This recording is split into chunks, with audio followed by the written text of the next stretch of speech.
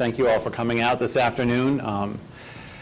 It's our pleasure to have you join us. We're going to have what I think will be a stimulating and provocative conversation about, as one of our colleagues just put it, the topic of topics in some parts of the world, nationalism, and about Professor Hazony's excellent new book, The Virtue of Nationalism. Joining us today is a friend of mine, Joe Hartman, who teaches constitutional law at Georgetown University Law School. He teaches political theory and American government there as well. Prior to his time in the academy, he was actually a practicing attorney, doing litigation in private practice in Washington, D.C. He earned his Ph.D. in government from Georgetown in 2015 and holds a J.D. from the University of Chicago Law School, which he received in 1999, and a B.A. in American government from the University of Virginia, my alma mater, go Who's. His academic and intellectual interests focus on the relationship between political thought and theology in the Western tradition and contemporary issues relating to public and constitutional law. Yoram Hazony, the subject of our conversation tonight, is the president of the Herzl Institute in Jerusalem, and he's the author of many books, including the one we'll be discussing tonight, and two others that I've actually gotten the opportunity to read. One, The Philosophy of Hebrew Scripture, and the second is The Jewish State, The Struggle for Israel's Soul. They're fantastic books. They're very interesting and well worth looking at. He's widely published in the United States. Increasingly, he's becoming a prominent commentator on politics that's respected in the U.S. He's published internationally as well. He's been in the op-ed page you've probably seen in the Wall Street Journal. He had the cover article or cover essay in the review section of the Wall Street Journal probably within the past month or so. So it's really an honor and a privilege to have him come tonight and present his ideas to us. The way this is going to work is that Yoram will come up and give us about 10 minutes of his book, especially for those of you who have not read it. It'll be important to have a sense of what he's arguing. And then Joe and I will, and Yoram will have a conversation about certain aspects of the book, and then we'll invite you all to join us in that conversation. Okay, so again, thank you all for coming, and join me in thanking Yoram as he approaches.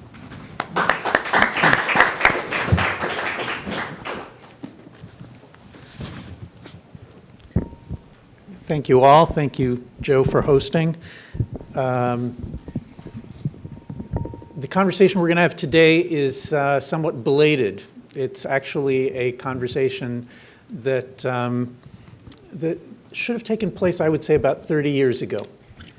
1989, the Cold War ended. The Soviet Union came apart, ceased to exist. And there should have been a debate on the question of what's the New World Order going to be like? What's going to happen now? And the truth is it did take place in very small circles. There were individuals, prominent figures such as Irving Kristol, Jeane Kirkpatrick, who had a very simple proposition. They said, we spent 40 years fighting the Cold War. The Americans and their allies won the war. It's time to come home.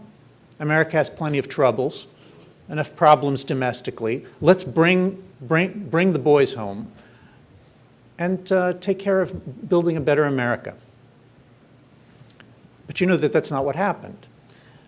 Interestingly, what happened was that those who proposed something like this were kind of quickly swept aside, and instead a remarkable consensus. I mean, I don't know, perhaps even unprecedented, quickly formed in the United States and in most of the European democracies, a consensus that embraced both the Democrats and the Republicans, labor and conservatives, and so on. All the major political parties on both continents adopted the idea that what was going to happen was that there was going to be a universal world order, a single body of law that was going to be enforced by someone, probably the Americans, but maybe with assistance.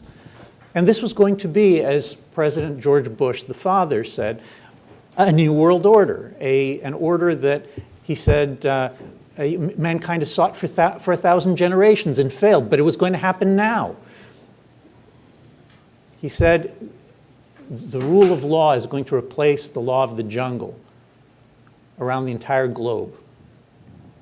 Right now, there should have been a debate, I would say. I mean, when I was a kid, I remember John Lennon's Imagine, hearing it and thinking, ugh.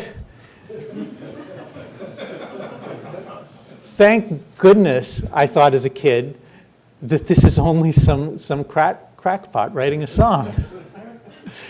Little did I know that as an adult, it would turn out that that would be the platform of the major political parties on 2 continents. And so in the name of transnationalism, European Union, pooled sovereignty, the New World Order, and so on, this continued. The erasing of borders, the intellectual erasing of the idea of the independent national state, the vilification of nationalism and the idea of national independence went on for a generation, until eventually it began to become clear what the point of it all was. And then we got Brexit, Donald Trump, Salvini in Italy, the Eastern European nationalist governments, and so on. Now, my purpose isn't to endorse any particular individual or political party. What I want to do is I want to think about the argument that should have taken place. Is it best for the world to, in fact, strive as much as possible to create what used to be called an empire, a world empire, to seek peace and prosperity through the erasing of boundaries, through the creation of a single rule of law, a single regime throughout the entire world to whatever degree is possible? Is that the best? Or is the world governed best? And this I submit is a traditional nationalist position, that the world is governed best when nations are allowed to pursue an independent course with as much as possible without interference from one another, which would mean that there wouldn't be one rule of law for the whole world. It would mean that each nation has its own religious and constitutional traditions, which it pursues.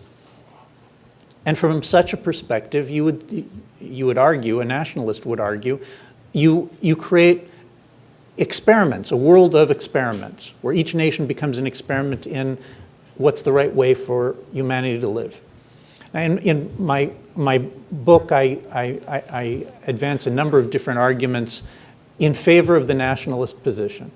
Right? This is maybe not popular, but I think it's necessary. I argue, first of all, that this is a scriptural position. I'm not arguing from authority, but first of all, historically, and it's interesting philosophically as well, that Greece and Rome don't give us concepts of national independence.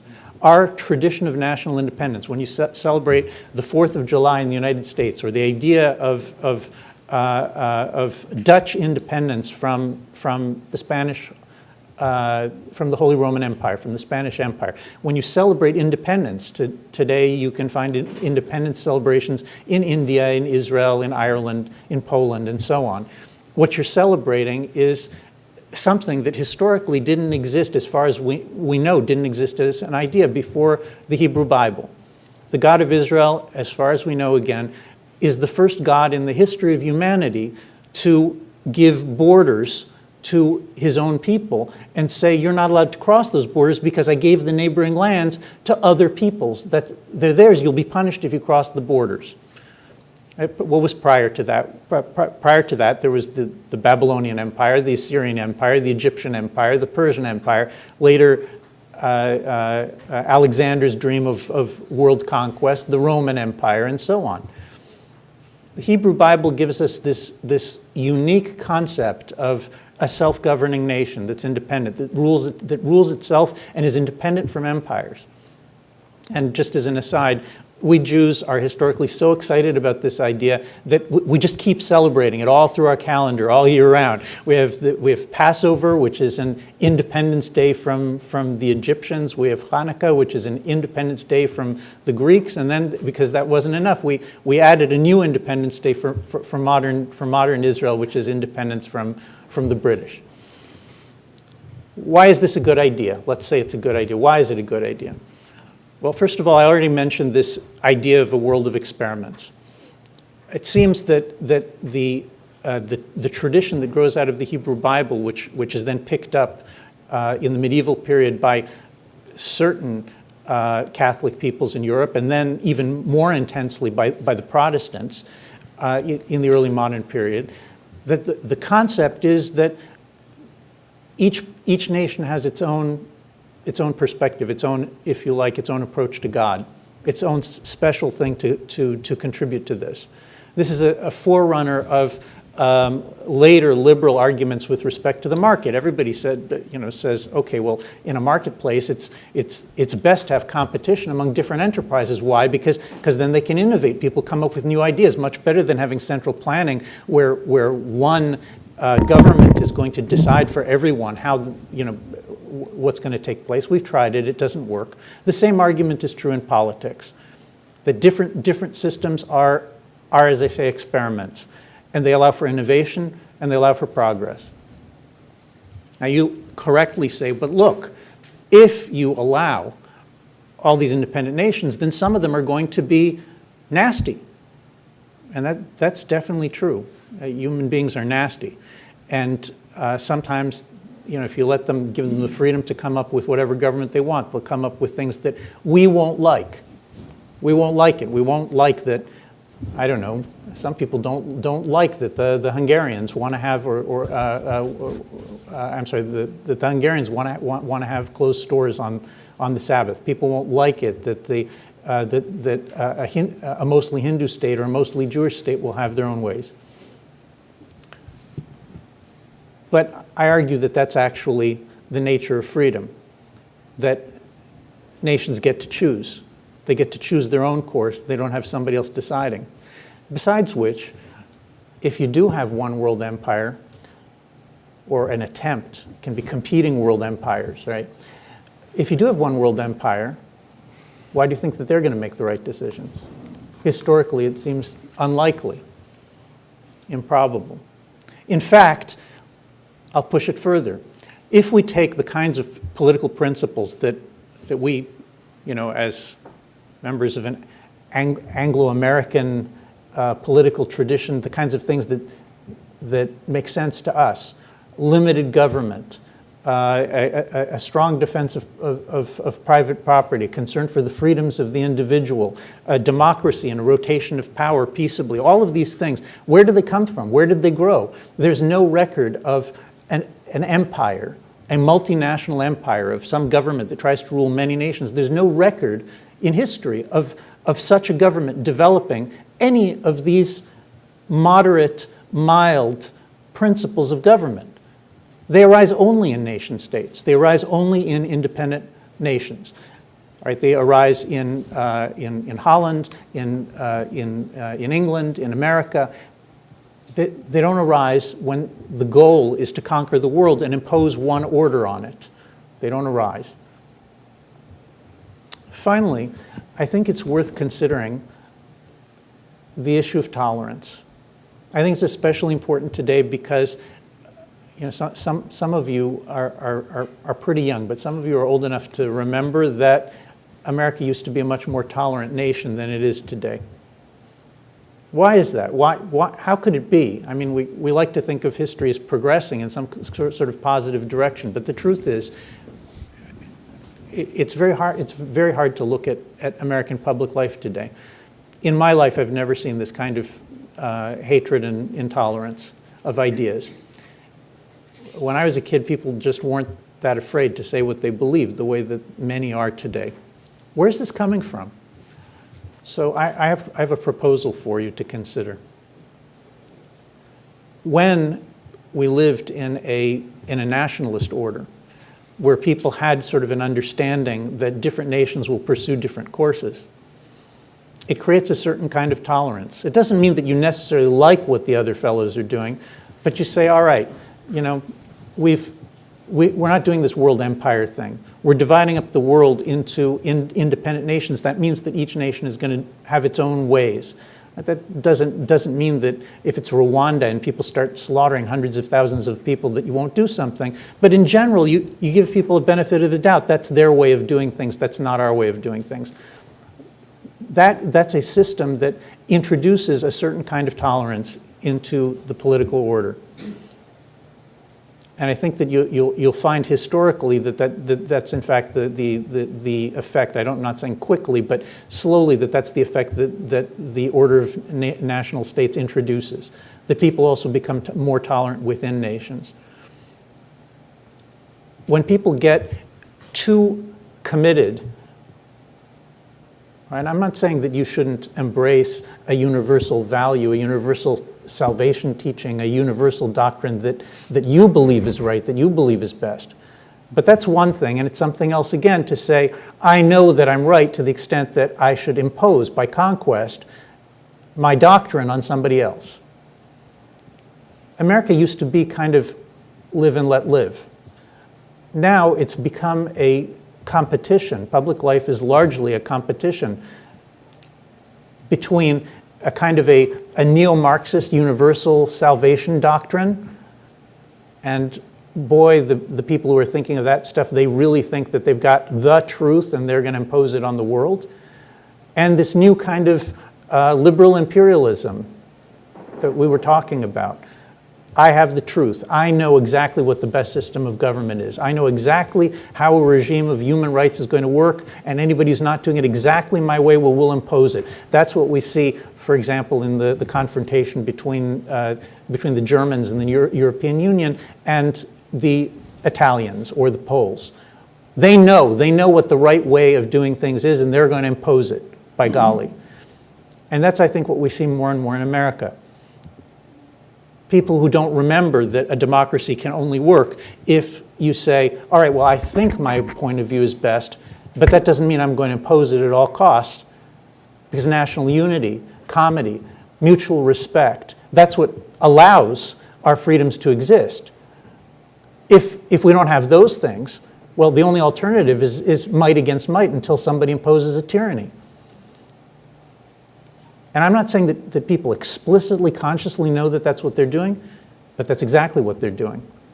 They're taking their universal political theory and they're saying, the truth is, and I know the truth, that my point of view has to be imposed at all costs. And why not? If the consensus is that we're going to impose a certain point of view about the way the world is going to be governed in all nations, so why not do that at home? I think that for America and for the European nations, to be able to recover tolerance means taking a step towards nationalism, towards being able to recognize that the world is governed best when we allow others to do things differently from us, even though we may disagree. Allowing that opens the door for having tolerance at home as well. Thank you. Great. Thank you very much. I recommend that you read the book. Obviously, Yoram cannot cover everything that he deals with in 10 minutes or so, but he really does a wonderful job in the book of anticipating certain kinds of objections that people have to the idea of nationalism and entertaining them respectfully, but also, in his lights, repudiating those objections. But I don't want us to presume tonight that you guys have read the book. So I think we're going to cover some ground that, Some of them haven't read the book. It may be one or two. So we're going to cover some ground that, you're familiar with, that Yoram does cover, but I want to hear, I'm sure Joe will also want to hear Yoram explain to you. But I want to begin just first with one comment that I found fascinating about the book. There are at least two things that I thought were really interesting about this book of political theory, more or less. It's arguing a theoretical point defending nationalism that is not typical in books like this. And one is, as you pointed out, your use of Scripture, right? That Scripture, the Hebrew Bible, you want to argue ought to be part of the canon of Western political philosophy, right? And that's not typical. And I think it's actually welcome, especially from perspectives. Joe is Joe's Lutheran, even from a Catholic perspective, right? To see somebody do that, I think is a a huge gain. The second, and the one I wanted to ask about, is there's an intimacy to the book. It's personal, and it's not merely theoretical, even though you're theoretically committed to your claims.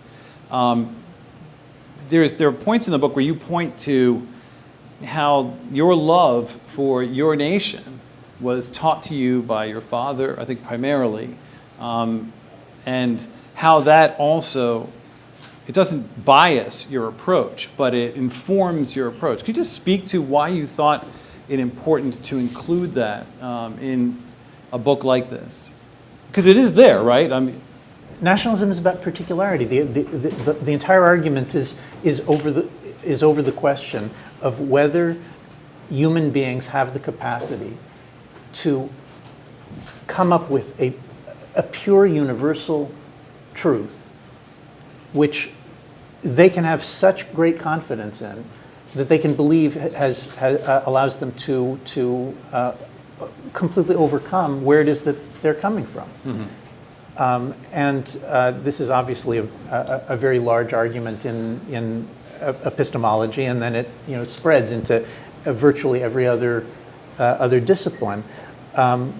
My perspective is very clear on this. I don't believe it's possible to overcome where you came from.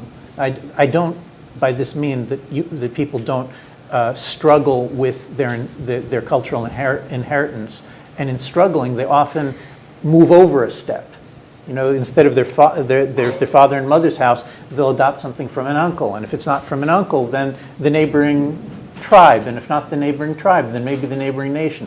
But the ability to simply escape, into kind of like a pure world of universal ideas, I'm extremely skeptical about it, and so I. Rather than pretending that, I just thought about it more deeply than any previous thinker, and universal reason shined forth from my head, like that picture of Kant that they now put on the cover of all of his books. Instead of that, I wanted the readers to know a little bit about who I am. I mean, this is something that appears in my other books as well, different aspects about it, but I did grow up in a nationalist household, and I grew up in a country where nationalism was for most of its history not a dirty word in Israel. There are actually quite a few countries like this, and where national independence is considered to be the most fundamental freedom, a freedom from empire.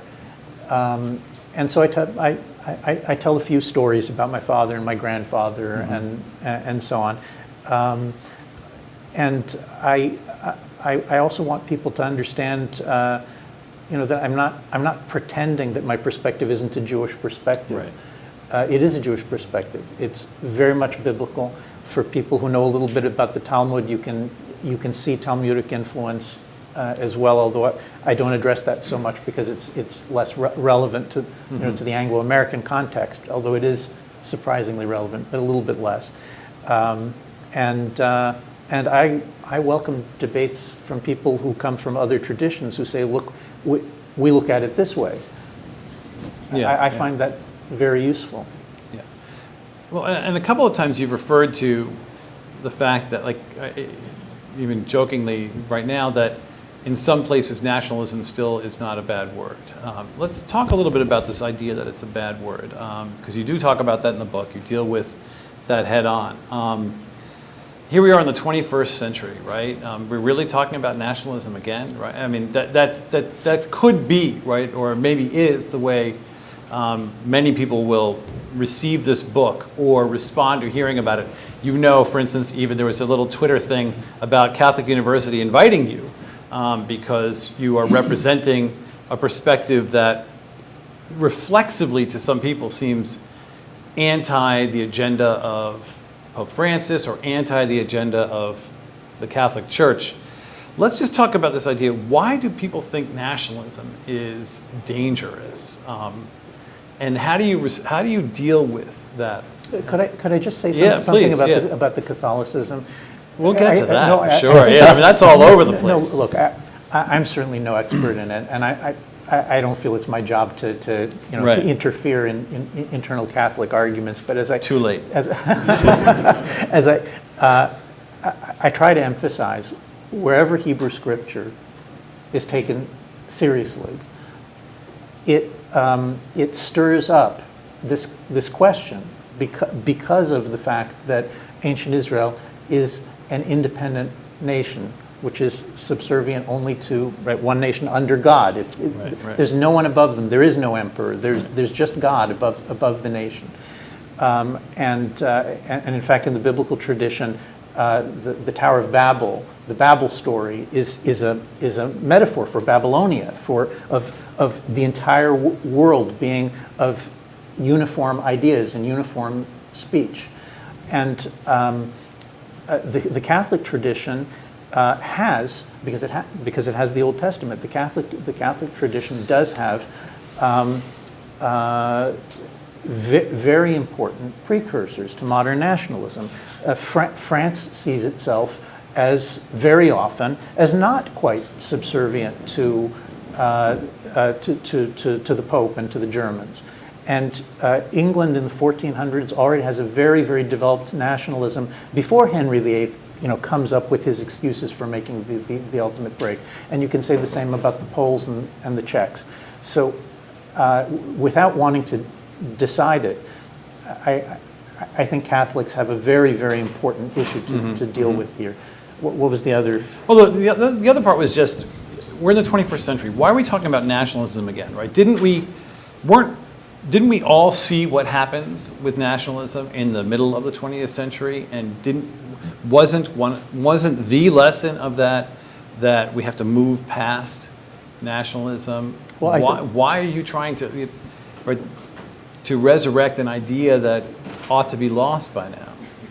Well, because I don't think it ought to be lost. Right, but how do you, right, but So yeah. let's talk about how did nationalism become a dirty word? Because Right. if you're in the first half of the 20th century, then in sort of progressive circles, people who like to think of themselves as forward-thinking, enlightened, just, seeking justice in the world, that they were nationalists. They were for the self-determination of peoples. That was like if you're a broad-minded, big-hearted individual, then you'd want to see independence Right. of India and independence of Israel and independence of Poland and so on.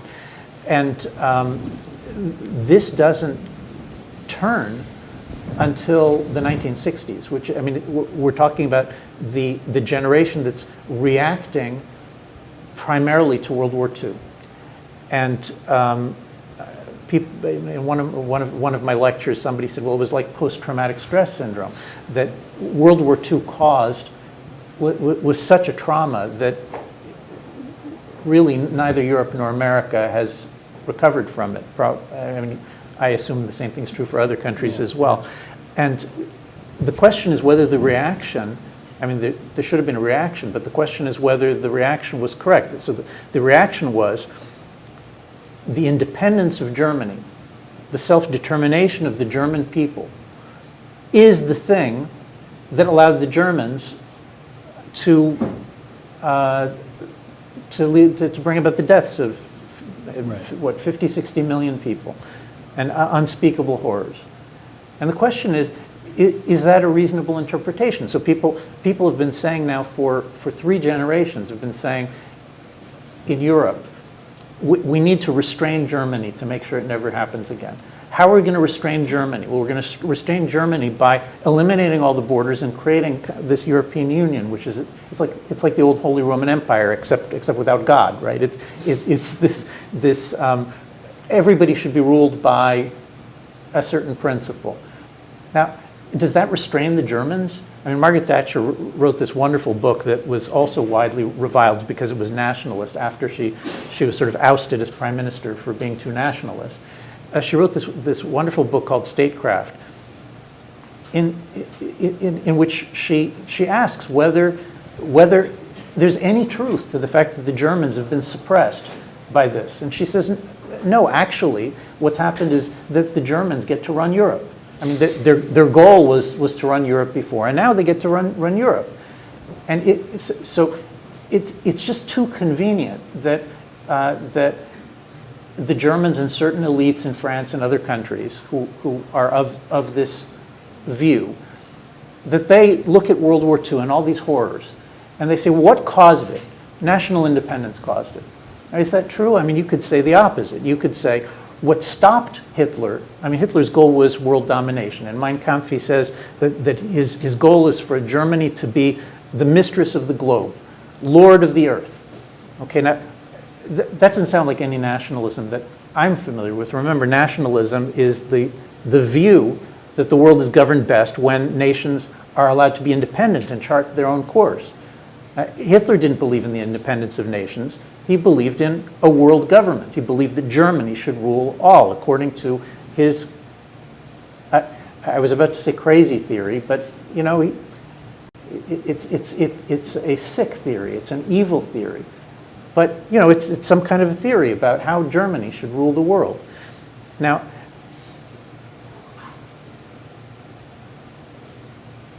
isn't that imperialism? I mean, isn't that exactly what the nationalists, beginning with the prophets in Hebrew scripture and all through history, isn't exactly what they were arguing against? That one Nimrod or Nebuchadnezzar or Pharaoh should determine good and evil on earth for all mankind, blotting out God, blotting out any greater truth or the search for it, and he's just simply going to impose it. Well, that's Hitler. That is the imperialism that I was in my father's house, that I was raised to think is the epitome of evil, which begins with this extraordinary conceit of a single person or a single perspective saying we need to rule all. Do you want to end, Joe? Yeah, well, I want to echo first your comment. Yeah. One thing I took away from reading this is that we need to take the Bible seriously as a political theory, not only as a political theory part of the canon, but perhaps the most important for a couple of reasons. One, the way this book is written, as Joe said, it's very much informed by particularly the Hebrew Bible. But I also think built into the narrative, which I'm going to ask you about in a second, is that you can't understand some of these universalist dreams if you don't understand the role, at least in the West, of religion, and probably Christianity, and maybe you can say more about that. And maybe also about the role of Protestant thought there, being a Niebuhrian. But I wanted to throw out, so one of the most striking things for me in this book is your categories. So you talk about the sort of the family or the tribe, the clan as one category, and then the empire, and then nationalism almost as kind of a system that's an achievement after the other two. And I think the standard way we think, particularly if we think in terms of progress as well, you know, you go from small to medium size to big. And so to me, the way you articulated that, I think is a real provocation to what I would term progressive notions of universalism. So that's one thing I would be interested in hearing about. And the second provocation, or the second recasting I think you do that I was struck by, has to do with hatred or hate, which we're all familiar with being used in our public culture essentially as a way of marginalizing a political view. But you have a chapter where you essentially respond to the claim that hatred emerges out of particularity associated with nationalism, and essentially make an argument that no, this is something more foundational to human beings, and we can see elements of this inclination not only, sure, in occasions defending particularity, but in fact by the universalists as well. So I'm kind of interested in those two things, this reshuffling of the categories a little bit, and then your response to the typical attack. Well, I think the hate thing is really important because the most serious, I mean, there's all sorts of arguments against nationalism and national independence and particularism, but I think the one that's most common and most intuitive is dividing people, allowing division causes hate. And now I certainly don't want to deny that, you know, that there are nationalists who are bigots and haters. I mean, from experience, I know there are. But what I can't understand is I've never seen that universalists, people who are against particularism, that they're any less prone to hate than the nationalists are. I mean, if you think about this, like, what kinds of universalist movements or political movements are we familiar with? So, we've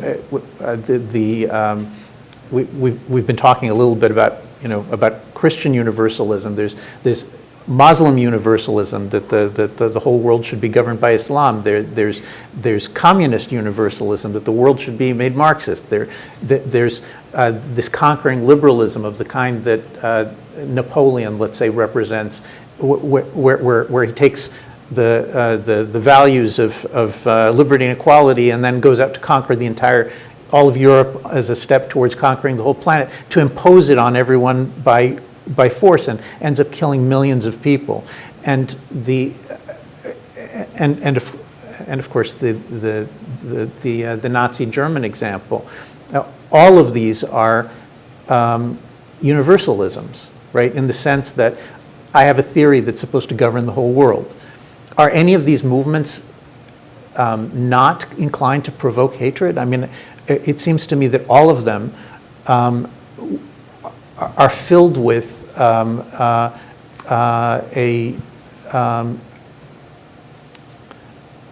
filled with the sense that we're going to bring some kind of love and peace to the world. I mean, it's kind of shocking, but even Hitler, I mean, this is really kind of astonishing, but even Hitler says actually Nazism is in a sense trying to reach the same goal that pacifism and vegetarianism are trying to reach, just by other means, which is kind of astonishing. But they all say, well, we have the answer, and maybe they're filled with love up until you get to the point where you meet someone who's absolutely adamant about opposing you because he or she is interested in defending their particularism.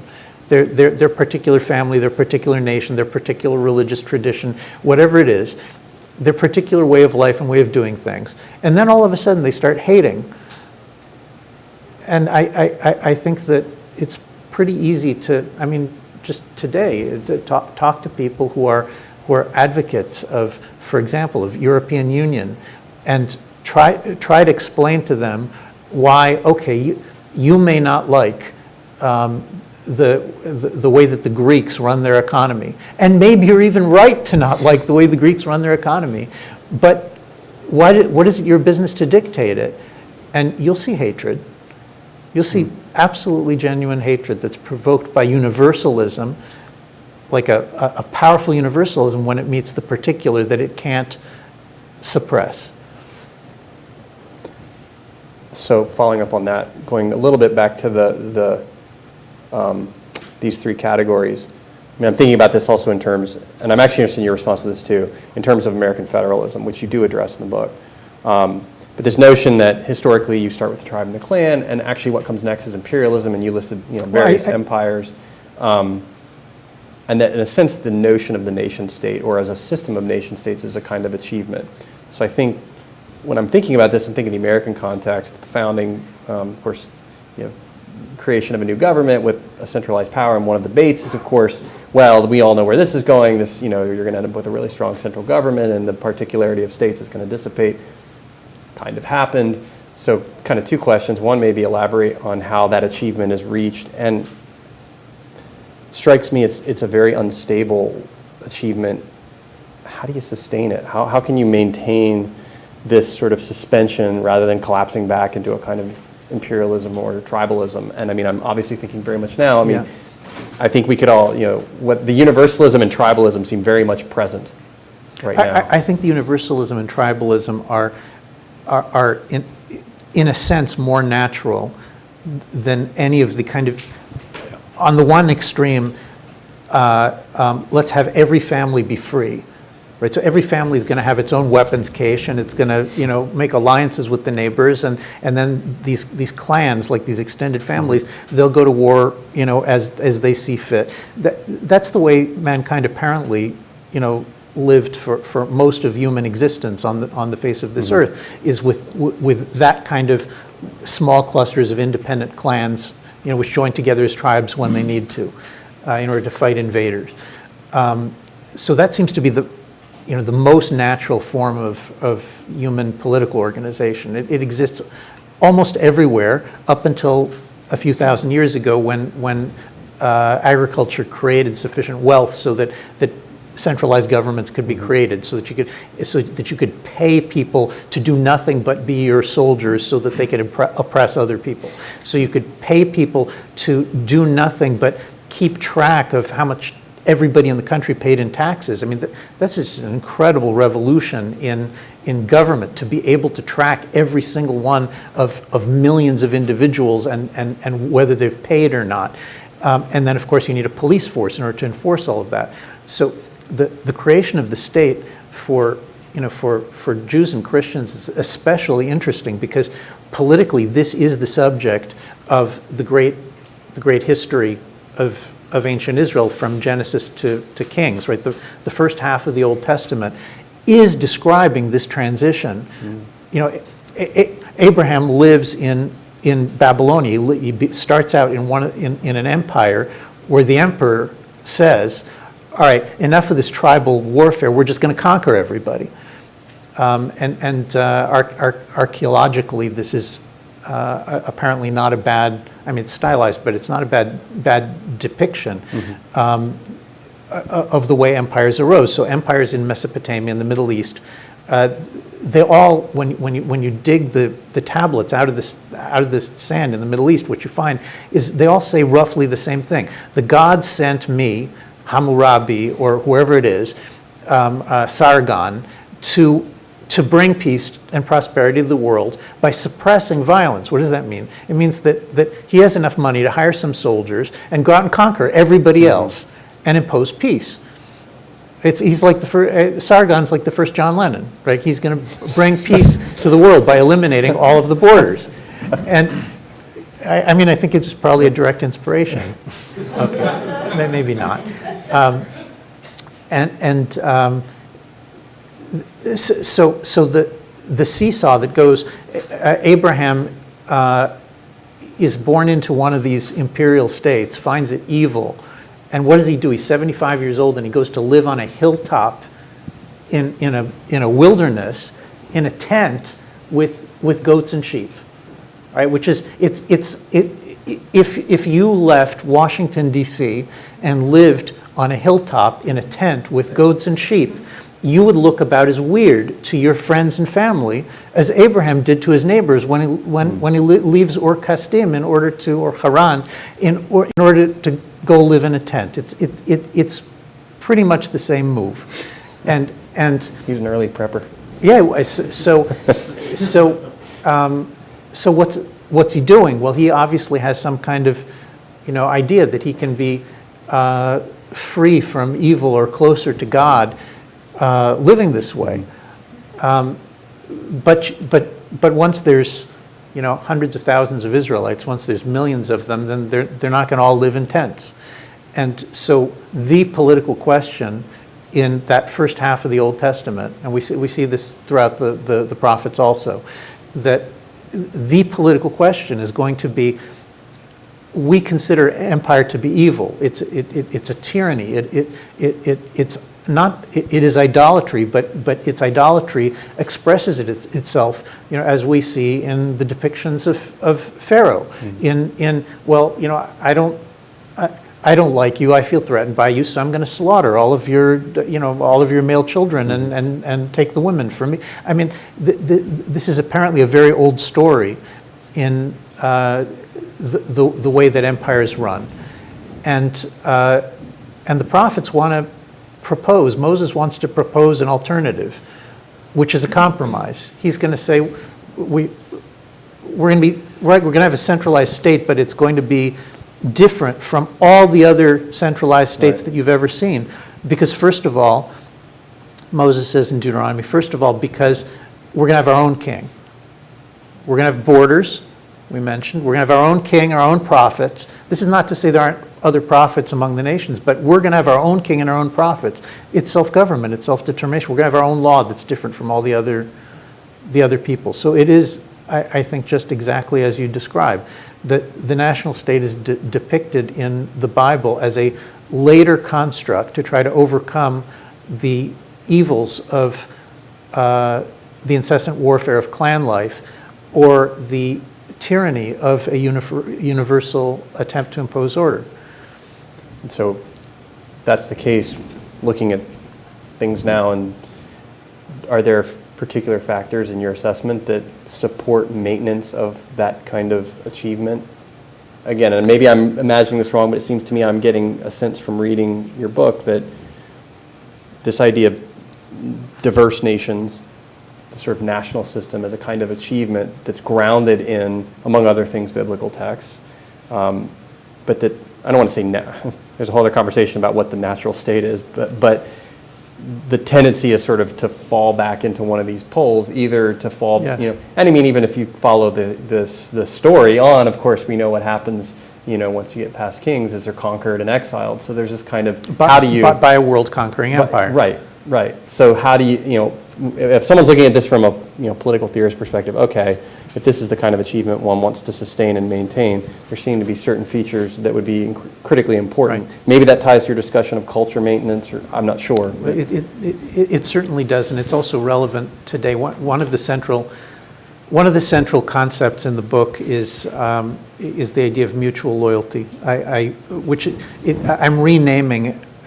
actually a political principle that already appears in lots of earlier thinkers. John Stuart Mill calls it cohesion or fellow feeling, and what I'm trying to do is I'm trying to understand if states are not created through the consent of millions of individuals who all agree to have a state, which I think is simply historically false and philosophically much less interesting than people tend to think it is. If it's not the consent of millions of people, individuals, then what is it that establishes the state? So my proposal, and this is again not very original, because if you leave political theory and just start, go to the anthropology department, which I know nobody ever does, but if you do that, then you start seeing actual empirical attempts to understand how states are formed, and the way they're formed is through families developing a collection of families developing a mutual loyalty as a clan, and then the clans come together as a tribe, and then tribes as a nation, and then sometimes you even get families of nations. And the force that holds this together is not consent of individuals. The force that holds this together is the same mutual loyalty that a husband has to a wife and a wife to a husband, or that parents have to children. It's apparently the deepest and strongest of the political emotions. I mean, that human beings have others. I mean, we can have a charitable sympathy to someone who we don't know. That certainly exists. The question is it strong enough to be able to establish political societies on it? I argue that it's not. The universal factor that established political societies is mutual loyalty. Now notice that in my telling, the state, the coming together of a nation that then can declare independence and be a national state, it's always based on a diversity, because these tribes are not homogeneous. I mean, people have this mistaken understanding that the goal of nationalism is to create homogeneity, and you hear this word all the time. It may be, again, that if your model is, we learn about nationalism from Adolf Hitler's theory, then homogeneity and purity, racial purity become, these lunatic concepts become confused with traditional nationalism, or Anglo-American nationalism, biblical nationalism, the nationalism of the Dutch, let's say. All of these are nations that are created through the unification of diverse tribes. And all of them deal with the creation of some kind of federal system. If it's not exactly a federal system, then it's some kind of structure where the diversity of the tribes that make up the nation is to a certain extent preserved. All right, so it's true that doesn't happen in France, because the French at a certain point in the Middle Ages just decide everyone's going to speak French. We're just going to, if they're not going to speak French and they're going to insist on speaking Occitan or whatever they're going to speak, then we'll kill them. All right, so there is such a solution to the problem of diversity, but the milder tradition, of which the Dutch and the English and the Americans, basing themselves largely on Hebrew scripture, are examples. These are the establishment of nations that deal with diversity as an integral part of the founding. From the very, very beginning, they have to come up with some sort of system where American federalism is the most famous compromise, in order to allow there to continue to be some kind of diversity. Now, here's the question: if you go back to Deuteronomy and Judges and Samuel and Kings, you see that the issue of diversity is among the tribes is there from the very beginning. From the tribes of some tribes want to live on the other side of the Jordan, and they don't want to fight because they have their own particular interests. We think this land is good for cattle raising, so we want to be unique. We want to raise cattle. Let us go do that. There's this constant tension of the Levites don't have any land. The Shimonites are kind of like an appendage to Judah. The Benjaminites, well, they pursue an independent foreign policy, which is that they abuse travelers and like to rape them to death. All right, so are we going to allow them to do that? No, we're not. So there's a problem with this unique culture that's developed in Benjamin because their diversity is too great and we can't allow it. This problem is all the way through, and the answer, I mean, it's not a solution by any means, as you suggest, but the answer that we get is that despite the diversity, there has to be a central commonality. There has to be a tradition, a Torah, a teaching, which holds everybody together, that everyone accepts that this is the unifying teaching. If you have a strong unifying teaching, and you can get all the tribes to buy into it, if you can do that, then you can allow a very great degree of diversity on the other subjects, which is exactly the American founders' solution. But that's a big if. And if we look at America today, I mean, I really find this frightening, that America has always been a very diverse country. But the kind of there's one kind of diversity that is operating within strong constraints of a mutual tradition and mutual loyalty. And there's another kind of diversity where the mutual loyalty is frayed or shattered, God forbid. And when that mutual loyalty goes, then the country decomposes back into tribal elements, and they want independent operations. They don't want whatever traditions there were for making the whole thing work, which is always based on a compromise. They just want their answer now to win. And I think that America's troubles, I mean, this is simplifying obviously, but America's troubles have an awful lot to do with this post-World War II trauma, where it's not just nations that, the borders in Europe that start to look like they're evil. Religious traditions start to look like they're evil. Right? I mean, you all know this, that it's in World War II, Franklin Roosevelt is still talking about the United States fighting the war for Christian values. The American Supreme Court is still regarding the United States as a Christian people, explicitly, as American constitutional law. After World War II, the trauma reaches in the direction of already at the end of the 1940s. For the first time, we see the Supreme Court deciding that even pluralistic education of religion in schools, in public schools, like let's say you offer a Catholic option, a Protestant option, and a Jewish option. Right, so nobody's having anything imposed on them. They're just supposed to learn scripture from somebody. No, that's unconstitutional. You're not allowed to do that. That begins after World War II. And we're all living in this grand experiment that what happens if you take the traditional American, the basis for traditional American mutual loyalties, and you say, oh no, that's private, we're not going to teach that anymore. What happens? And it's not looking good at the moment. Let me pivot off this just a little bit in a way that I think some of the listeners might find interesting. You mentioned earlier that Catholicism has resources to reach back to Scripture and find some groundings for the kinds of moves that you're making. On the other hand, as well, right? Catholicism, in the narrative you tell, becomes a bit of a problem, right? It becomes one of those elements that historically advances the imperialist perspective by advancing certain kinds of universal claims, by attaching to certain kinds of polities over time, and through those advancing certain kinds of claims. So, and then ultimately, of course, the Dutch Protestants become, in essence, the heroes of the narrative for returning things back to the more biblical conception of nation. Just fill out that critique a little bit for some of the listeners here, because that I think many of us would find it surprising, right?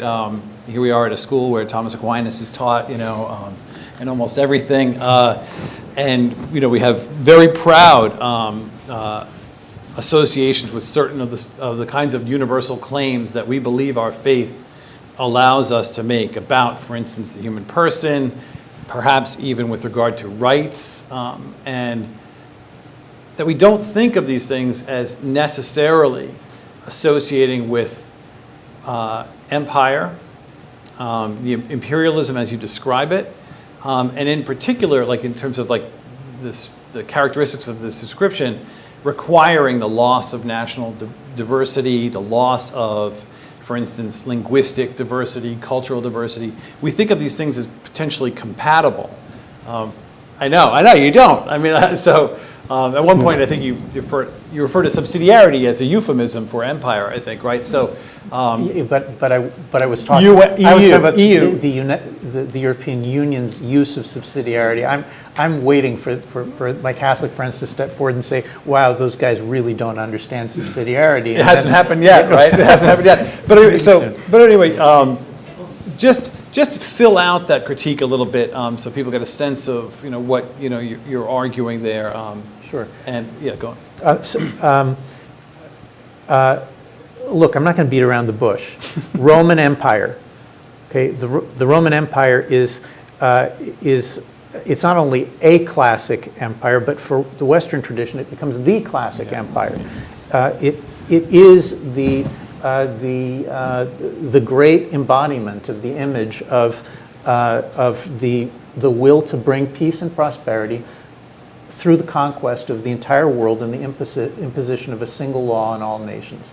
Okay, and that's a very, very large part of the Western inheritance. I mean, I'm emphasizing the other side of it, but the truth is that through most of Western history, that Roman Empire, that Roman imperial view has dominated much more than the Greek city-state or the Jewish national state.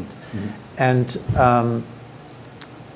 the Stoic construction of a universal reason and a universal religion and universal morality that's supposed to be, which is attached to the idea of the cosmopolis, of the city that becomes the entire world. And it's in the philosophy, it's in the poets who are just love the tyranny of the single will that that governs the entire world. So Christianity, by allying itself with this, all right, and you can judge better than I whether that's a good alliance or a bad alliance. Mm-hmm. But certainly from a Jewish perspective, that's a doubtful move. That if to the extent that Christianity is a sister religion to Judaism, so you should know, although it might make you a little bit uncomfortable or maybe angry, that Jews view with great trepidation the move to try to wed a Jewish perspective which is based on one nation and its borders and its self-government to the idea of ruling the entire world, which was originally a pagan idea. And not only is it a pagan idea, but it's the idea of one of the great enemies that conquers Israel and oppresses them and suppresses their religion and suppresses the Jewish God. Right? So I understand I sympathize with the. No, go ahead. No, it's good. I understand. Look, I'm very sympathetic to the excitement of now we're going to conquer Rome and we're going to make it. We're going to make it clean for God. I love that, right? I mean, I think that's great. But the inheritance of the Roman inheritance is certainly not unequivocal. I'll say that. Can I just real quick? So one of the and I don't want to get into a battle with you over Hebrew scripture, right? Why not? Well, because for obvious reasons. But you're obviously emphasizing those aspects of scripture that point to nation, right? But there are also elements in Isaiah and elsewhere that are much more universal, or one could argue Christians then see as this is part of this as well, right? That. You're absolutely right. Right. And in fact, what we're supposed to do, and I think again Isaiah is pretty explicit about this, is bring this to the nations, right? And Christianity doesn't conquer Rome, right? Rome converts, or arguably, and so it doesn't seem like it's resolvable simply by saying, look, this is a kind of loss of memory with regard to Hebrew scripture, right? It could be, in part, argued that, and of course, who wouldn't expect a Catholic to argue this, that what Catholicism does is take those elements. The story doesn't end there, right? The story also carries through the rest of Hebrew scripture, right? And this is why we think, right, that this is universal, right? This is a universal mission and not merely, right, something that's for a nation and, and in the way that you've described it. And look, to this point, we're in complete agreement. Okay. I mean, you can't say everything at once. Of course not, right. But Abraham's mission is, Abraham does have a mission. He does have a calling. Right. And the first moment that he's called, in Genesis 12, he's called to do something. Right. So, and that something has the two elements. It has, I will make of you a great nation. All right, the idea of national greatness is right there in the Hebrew in Genesis 12. And on the other hand, through you, all the nations of the earth will be blessed. Right. And that duality of national independence, which then is going to lead to some kind of transformation at some point through the entire world, to bring a blessing through the entire world. That's not just Abraham. It's not just Genesis. I think you're absolutely right. I think it's throughout. I mean, you can. It's almost everywhere. Isaiah is extremely dramatic in many places, but many other prophets say it as well. So that's right. So Jeremiah and Zechariah and Ezekiel, and I mean, it's everywhere. Mm-hmm. So that far we agree. The version that we find in the Old Testament, here you'll tell me whether we disagree. I don't actually know. Sure. Maybe we don't. The version that we find in the Hebrew Bible is the view of Isaiah or Micah or Jeremiah, that the nations are going to come to Jerusalem to study, that they will. In Isaiah's famous phrase, that Israel will become a banner among the nations, or a lamp to the nations, that it will shed light. Right. And so there is a biblical distinction between the land of Israel itself, Yes. Yeah. which there's all sorts of things said about conquest, right? Right. But beyond the borders, you're not allowed to go conquering. Right. What happens among the nations, that you're supposed to shed light. And how that light is supposed to be shed, are they going to come study with us, or are we going to go out and teach them? Maybe that's a little minor disagreement, but it's not much of a disagreement. No, it's not. It's important, but I think we should get other people involved for sure. I mean, there's so much, I think, more. There's good stuff in all of this, but are there questions? Yeah, okay, good. We've got questions. We have a microphone that we're going to pass around. Apologies for the mic.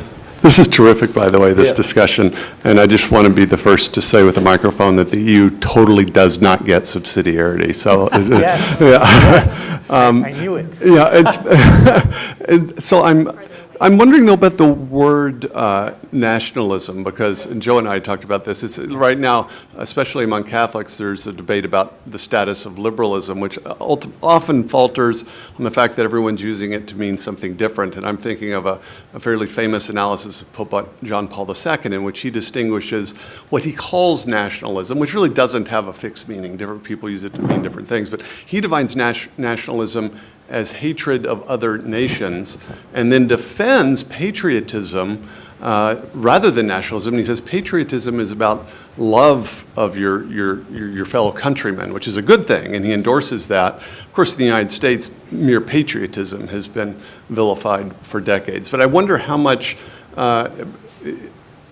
simply the misunderstanding or the misuse or the simple disagreement about the meaning of the word nationalism makes this debate more difficult to have than it would be otherwise. Well, look, there's sort of a big tactical question, which is when nasty people have taken a useful word and turned it into something that's unusable, do you cede it, or do you make a stand on it? I mean, I grew up in a certain tradition, as I said earlier. There are plenty of countries where you can still find lots of people who think that nationalist just means fighting for the freedom of nations from empire. I consider that to be an honorable tradition, so I'm not inclined to give it up. And I don't think that every time a word has been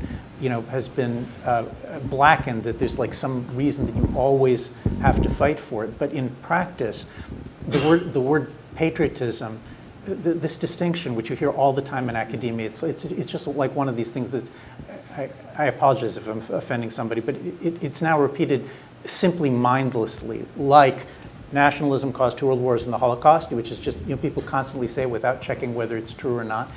Likewise, people say patriotism is good, nationalism is bad. So if you go back to the source, as far as I know, the source of this is in George Orwell's essay against nationalism after World War II. And if you go back and read that essay, I love Orwell, and I'm sorry to criticize him, but I have to. If you just go back and actually read the essay, you'll see that his definition of nationalism is so completely confused that it's totally worthless. The nationalists that he thinks are the main people he's attacking and vilifying in that essay are communists. Right? In other words, he's saying the universalist imperialist Nazis, right, they were one kind of nationalism. Now the communists, they're a new kind of nationalism, and he thinks that pacifism is a kind of nationalism. For him, nationalism is any time you get fanatical about any kind of a doctrine. Right? That's just, look. He's a great man, but he's just not a clear political theorist. And what I think it's important, as an intellectual trying to deal with the subject area, leaving aside the question of, which side am I on, there's also just an intellectual virtue in taking the material and making it clear so that people can understand what it is that we're arguing about. The word patriotism is almost always, in my experience, it's almost always used to describe the love of a particular place or country or people where you are. That's not a political theory. That's a description of an emotion. I want to talk about a political theory. I want to say that as opposed to imperial political theory or tribal political theory, that national independence is the best political order for the world. What term am I supposed to use for that? I can't call that patriotism. That's not patriotism. Patriotism means you love your country. It says nothing whatsoever about what you think about the best political order. The traditional term for people who think about this is nationalists, is nationalism. And there are even some academics, like Gellner, for example. There are some academics who are aware that this is the traditional meaning of the term, and they use it. I just think we need it for clarity, if not for anything else. I've proposed a clear definition. You don't have to be a nationalist, but I think you do have to deal with the material in a clear and consistent fashion, distinguishing the goal of a universal dominion, as Charles Krauthammer calls it in a famous essay, from the goal of a national dominion, of a division of borders and independence. That's the crucial thing. If you want to call it something else, please do. I think nationalism is the best word we have, so. Yeah. Why wouldn't the word realist work there? What is realism lacking that the word nationalism gives you? Since often realism is understood as presupposing a plurality of nation states, right, that are balancing each other, right, and by that establishing, a certain amount of political order. Why doesn't realism work here? It seems like you want to get more than simply what I just described realism as. Okay, well, I actually have, this will probably make more people uncomfortable. I actually, if we're going to... The goal here is to make everybody uncomfortable eventually. Look, I don't know how much we want to invest in the semantics rather than the substance, but if the goal is to have terms that roughly reflect a division into different sides so that you can make sense of it, so you can grapple with the advantages and disadvantages on either side. Nation and empire, nationalism and imperialism are straightforward, clear descriptions of what it is that we're talking about. Whereas realism is this term that dominant schools of thought throughout academia jump to try to claim the term realism, each in its own discipline, in order to describe itself, because being the one who's realistic is good. Right? This is across many, many different subject areas. It's not just in international relations. Sure. So that group of Hans Morgenthau, those people who grabbed the term realism and said, well, we're not, the starry-eyed people, we're realistic. Look, I actually, in my book, I favorably, enthusiastically cite all sorts of things out of Kissinger. I don't agree with him about everything, but I strongly recommend his most recent book on world order, which deals with a lot of these subjects in a very illuminating fashion. That school of thought, which is associated with, kind of like Bush Republicans, maybe fairly, maybe unfairly, but that's the association. They're not the neoconservative idealists, the neo-Wilsonians who are going to take over the world and impose liberalism. They're the realists. They're realistic. Now, in some ways, they are more realistic, but in some ways, they're not. The classic texts of realism, like in international relations, like Morgenthau, where is the nation? There's no nation. He doesn't even address what a nation is. He's talking about states. In other words, he's taking all the states that happen to exist and claiming that an international political theory should be based on looking at the state system without asking the question, what are these states composed of? Now, that's an extremely inferior form, I think, of political theory. Consider the following problem. Is Iraq, so according to that theory, nations are states and states are nations, and there's no point in drawing a distinction. What about Iraq? Is Iraq a nation? Was Yugoslavia a nation? Was the Soviet Union a nation? I think this is a complete confusion. If you take the biblical concept of nation, which is then adopted by, in the English language, the way it's used in the King James Bible, it's not referring to states. It's referring to an actual group of people who have something in common and some kind of mutual loyalty that unites them. Now, you confuse yourself by saying, any border that we draw in the sand arbitrarily, regardless of who it includes, that we'll call that a nation. This is the realists. So we'll call that, so these are the people who are telling us that at all cost Iraq has to stay unified. Why should Iraq stay unified? The different nations in Iraq, let's take the Kurds, 30 million people, descendants of the Medes. They have their own language. They've been persecuted for centuries by the Arabs and by the Turks and by the Iranians. The most obvious thing, if you want some possibility of justice and peace, some chance of justice and peace in the Middle East, is draw the borders to allow the Kurds to have their own independent state and let them govern themselves. It won't be utopia, but at least it's not going to be what Iraq and Syria look like right now. The realists, the so-called realists, the self-proclaimed realists, are the people who are telling us you can't change the borders because they've made an idol out of the state. Yeah. They're not realistic at all. Right. And the same is true in Yugoslavia. I mean, I'm sorry to tell you this, but all of that bombing, all of that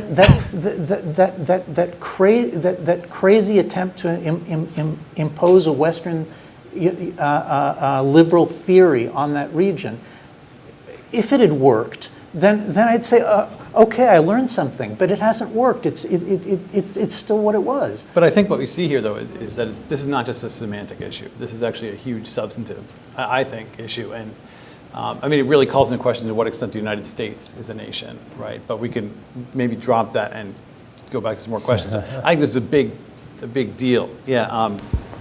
We had some more hands. Thanks for coming here to talk, and I look forward to reading your book. I'm actually curious to getting your thoughts on a concept that I think that's often bandied about, and it's relevant to this conversation, but which hasn't come up today, and that's the idea of civilization. You think of right thinkers like Samuel Huntington, and even like a Catholic historian like Christopher Dawson, who I think views nations as being really embedded within the idea of civilizations, and the breakdown of civilizations is bringing all sorts of problems.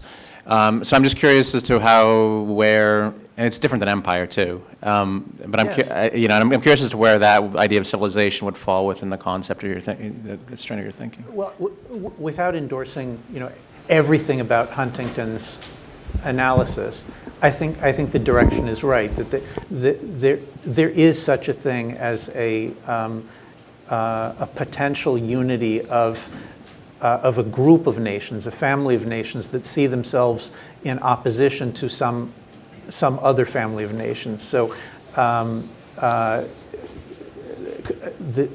Christian resistance to Islam is not simply one religion against another. It's much more complicated and much more interesting than that. It's an alliance of nations that feel that they have something in common, a civilization or a family of nations, resisting another family of nations that feel they have something in common. I think it's a really interesting question. I mean, again, I'm skeptical about how important the definitions, the exact word choices, but you could see India that way.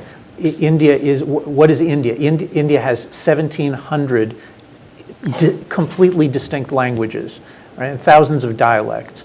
And what unites that people is not the reason we can call them a nation. I mean, even though it's more than 1 billion people, is that Hindu peoples, which were probably at many points independent Hindu nations.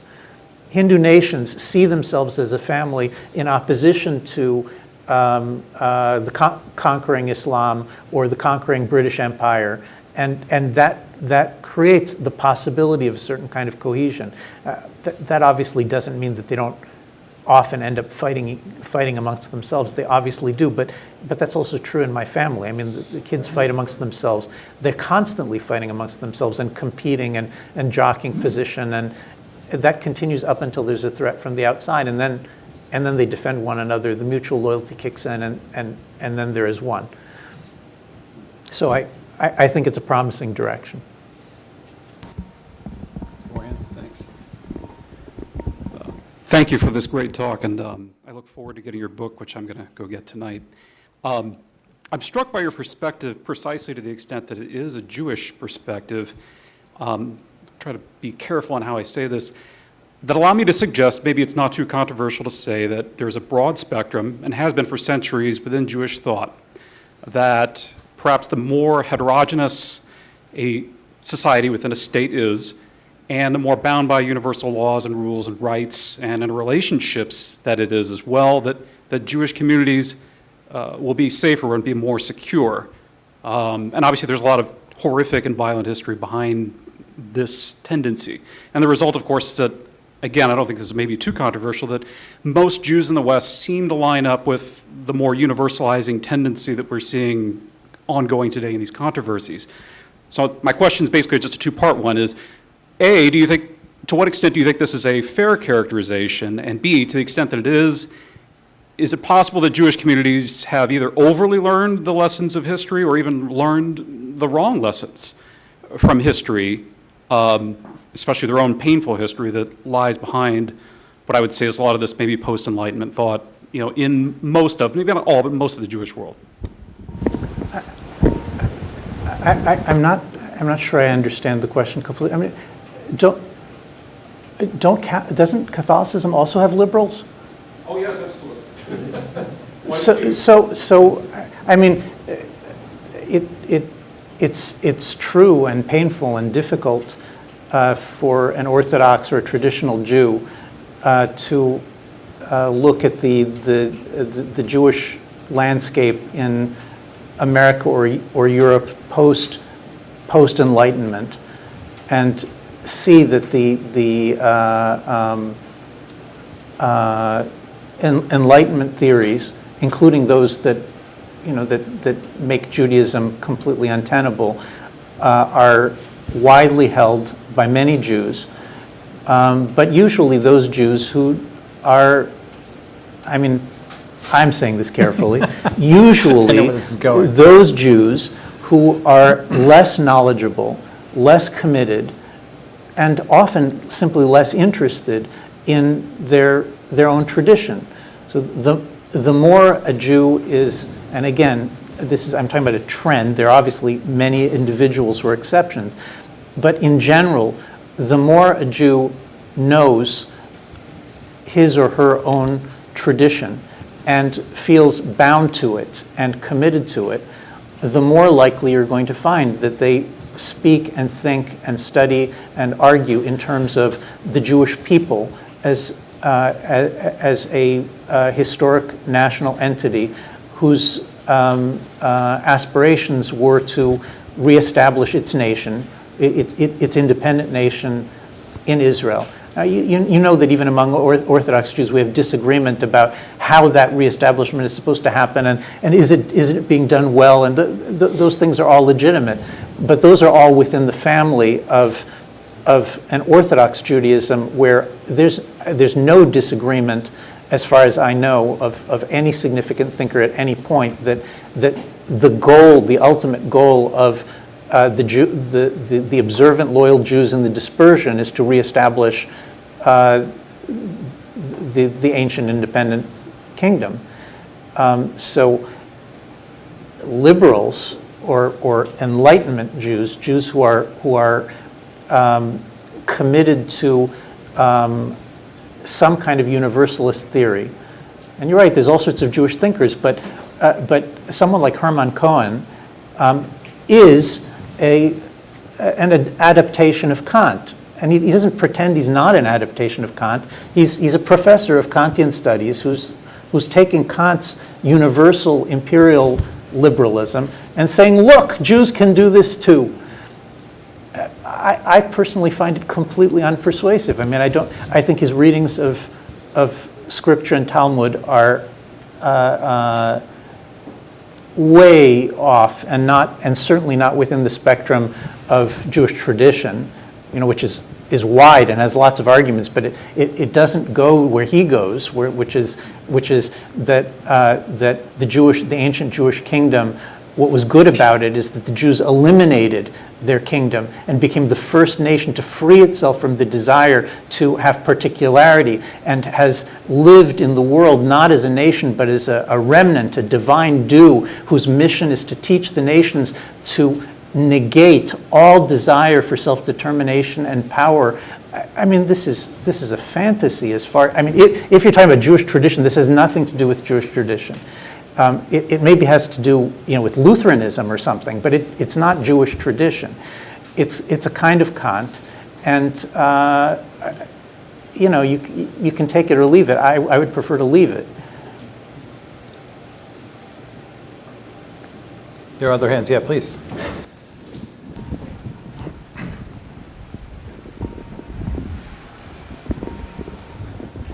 Hi, I'm a bit skeptical to ask this question just because I did end up coming in late, and I might have missed if you had mentioned this or not. But I'm just wondering, I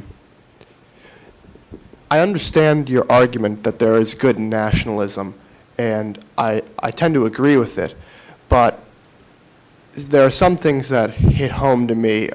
For example, I am a dual citizen with Italy, and in Italy there's a big problem where Venice, the whole Venetian region, wants to leave. They have a separate language and a separate culture and a separate history. As an Italian citizen, we're very scared of that because that can hurt our economy. I mean, there's a united Italian feeling. We saw it in 1848, but there's also a really divisive feeling in the North that could really cripple our country. And I'm not saying I'm, aligned with Italy on everything. I'm just as patriotic to Italy as I am to America. But I'm just wondering, could you give your perspective on that? Well, I think I may have touched on it. All nations are internally diverse. They're made up of tribes. Real nations are made up of tribes, and each tribe has its own character. They're culturally diverse, and there's no way to eliminate that except with the most severe and horrific tyranny and persecution. That's the natural state of a nation, is that it's internally diverse and it's not homogeneous.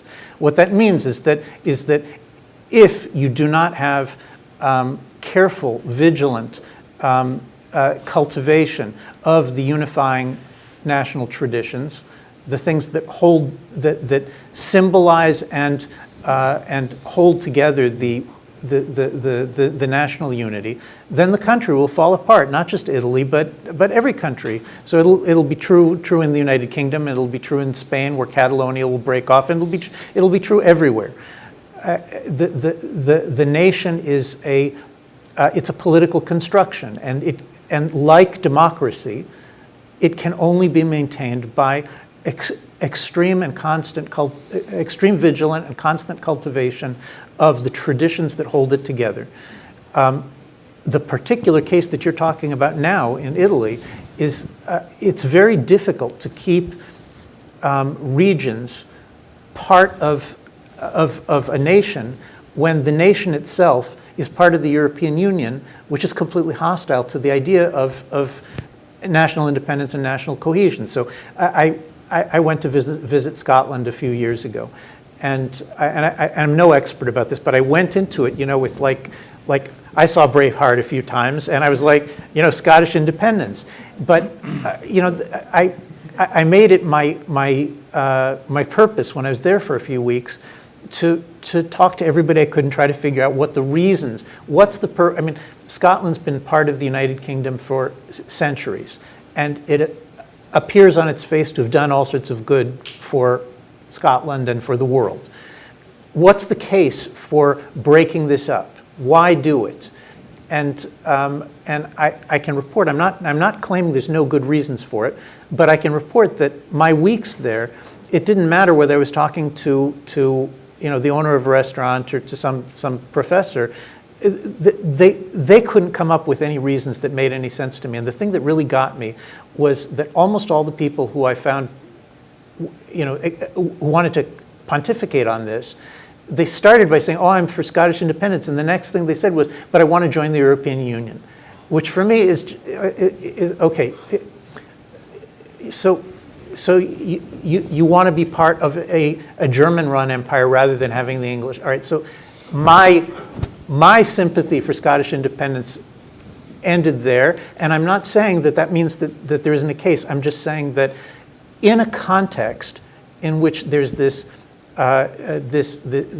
power that's competing to eliminate the powers of national states, You know, like Italy just tried to appoint a democratically elected and appointed finance minister, and the Germans intervened and said, no, that's not an appropriate finance minister. We'll find you a finance minister, right? You're over, this is just a few weeks ago. Okay, so in a context where the Italian government is willing to put up with that because it's governed not really from within Italy, but from somewhere else. So what's the surprise that each region is going to say that this national unity is worthless? I'm going to pursue my own self-interest. I think the two things go hand in hand. Empires love it when nations fragment into tiny pieces that are much easier to control and conquer. They love it. Empire and tribalism are flip sides of one another. The big opposition to empire is a cohesive nation that's strong enough to actually be able to oppose it. Do we have maybe two more questions? And I see two hands right here. So why don't we start with the gentleman with the tie and coat, and then we'll move to the one in front of him. Thank you. I don't think you used the expression United Nations at all, but you did refer to the New World Order. And I think it's good to look at a little bit of history. The League of Nations did not prevent World War II. The United Nations did not prevent the Cold War. The Cold War was won by basically an affiliation of sovereign states on the one side and an imposed Warsaw Pact bloc on the other side.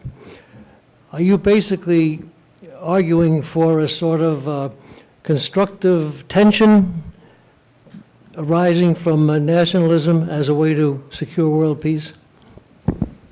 Well, I didn't say at any point that I was trying to secure world peace. Okay, I mean, what I did suggest, and in the book I talk about this at much greater length. I didn't go into it here, but I do have a view that's similar. That's in this sense similar to Kissinger's view, which is that the modern period in which the multiplicity of independent powers is taken as a concept, as a theory, and as a tradition to be honored and defended. The centuries in which that's taken as an assumption are centuries in which you can see the following pattern. So long as the powers that are fighting with one another are interested in maintaining the system, they don't bring about some kind of blanket peace. They do go to war, but the wars among them are reasonably limited. They fight over particular territories, or where a boundary is supposed to be, or issues of trade, or issues of economics. They fight about all sorts of things. What they don't do is they don't bring about vast cataclysms like the 30 Years' War or the Napoleonic Wars or the World Wars, World War I and World War II. In order to have those things, you need an additional ingredient. What you need is at least one power which aspires to conquer all of Europe or the whole world. You need at least one power that says, you know what, I'm feeling real tough today. Let me just take them all on and impose my order. If you have that, then you can bring about, it seems, almost infinite harm to millions, tens of millions, God forbid, many more. The ideology of world conquest, when it's added to the power of the state, once you get all charged up with that, then I think you can do almost infinite harm. So I'm not arguing that nationalism is going to bring world peace. I don't know what's going to bring world peace. We need to pray for it. But I do think that a world of independent powers, as Vattel argues, is capable of preserving freedom. The purpose of the balance of power is not peace. I was taught that as an undergraduate, that the purpose of the balance of power is stability and peace. It was like this mantra. If you go back to Vattel and actually read it, you'll see that he doesn't say that. What he says is that the purpose of the balance of power is to preserve freedom. that no one nation should be able to dictate the law to all the other nations about the way that they are going to govern themselves and how they're going to live. And that I do think is the great promise of a nationalist political order, of an order of independent nations, which is that that it allows the freedom. This is what I began with: the freedom to experiment, the freedom to pursue God and truth and right according to our own traditions rather than someone else's. And I think all sorts of good things can come of that, even if it can't guarantee a final peace for the whole world. A final question.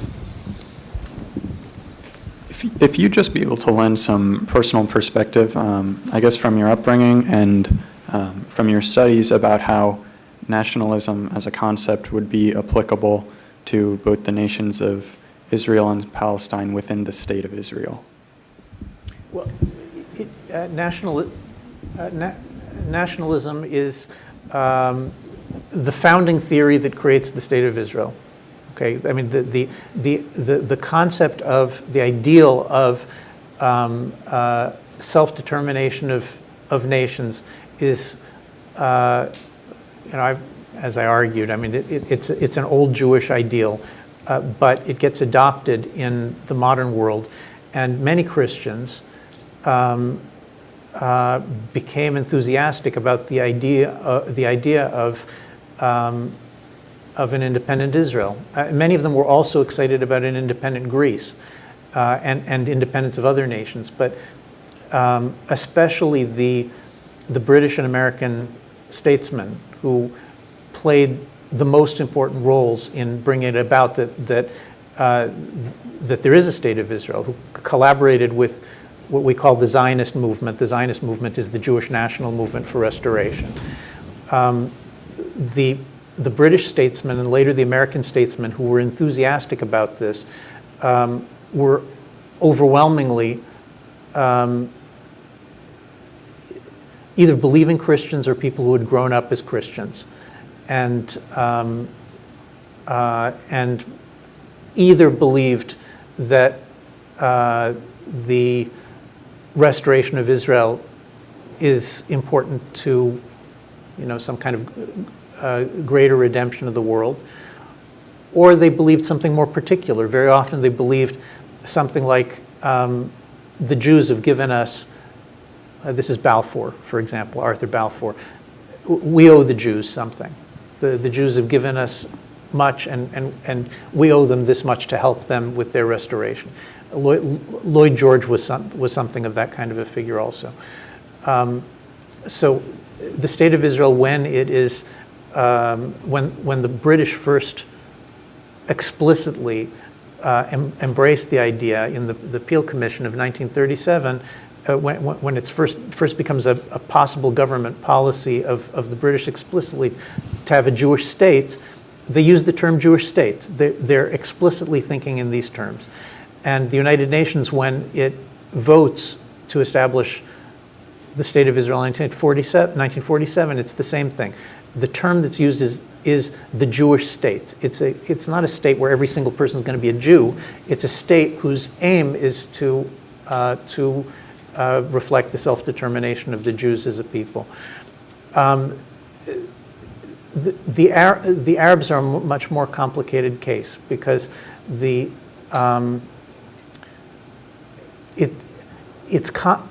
it's arguable. I'm not saying that I can settle this for you, but there's a big argument about when you talk about the Arab nation. Are you talking about one nation, or are you talking about many nations? Right. This is something that I feel that Arabs should decide this, not me.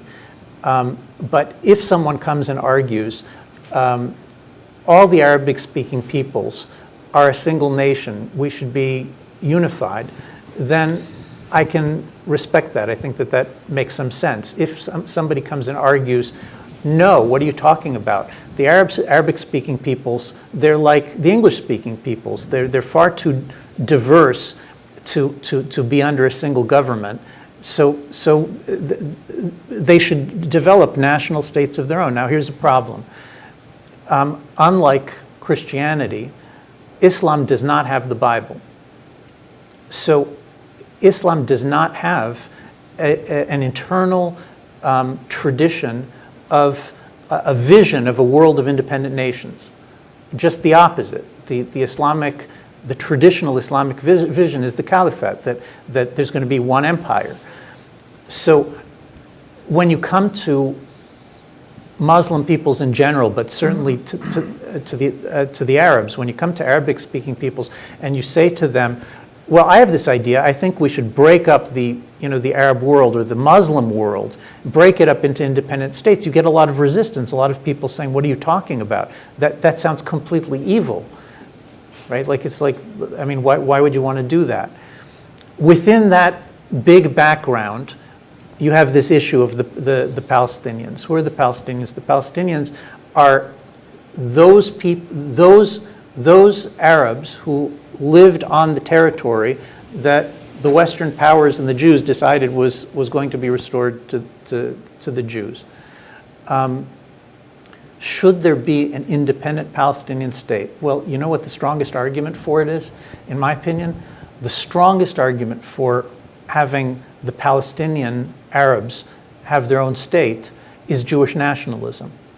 Like the Israeli left, which wants, is active and thinks it's important to have an independent Arab state in the 40-mile territory between the Jordan River and the Mediterranean, where the state of Israel is. Those are people who are doing it because of nationalism, because of Jewish nationalism, because they don't want to rule another people. This is a classic nationalist position. This is the slogan of the Israeli left. We don't want to rule another people. We want the Jews to have self-determination in their own state. The argument against having an independent Palestinian state is also the result of Jewish nationalism. It's the other side. Some of these arguments are going to be familiar to you. Those are biblical lands. That's the heart of that's the heart of the Jewish homeland. And that's what the return to Israel was about. Or Israel's only 40 miles wide with those territories. It's not a viable state if you create another independent state here. My view on this is that it appears that history is deciding the question for us, because there doesn't seem to be any possibility of an independent Palestinian Arab state right now without it being taken over by something like the Hamas or the Hezbollah or ISIS. That's the experience that we've had in giving territories. When Israel cedes territories, gives up territories that it controls, at each point in the last generation, they've been taken over by a fanatical religious movement that is not interested in creating an independent national state, but is interested in creating the universal Islamic caliphate and conquering Israel along the way. So now I've shared with you some of the internal dilemmas of the reality of one nationalist movement, and I promise you that all the others are just as complicated. Definitely not a John Lennon moment. Well, great. Thank you very much, Yoram. That was fantastic. And thank you all for coming. We have refreshments in the back. Thank you, Joe, as well.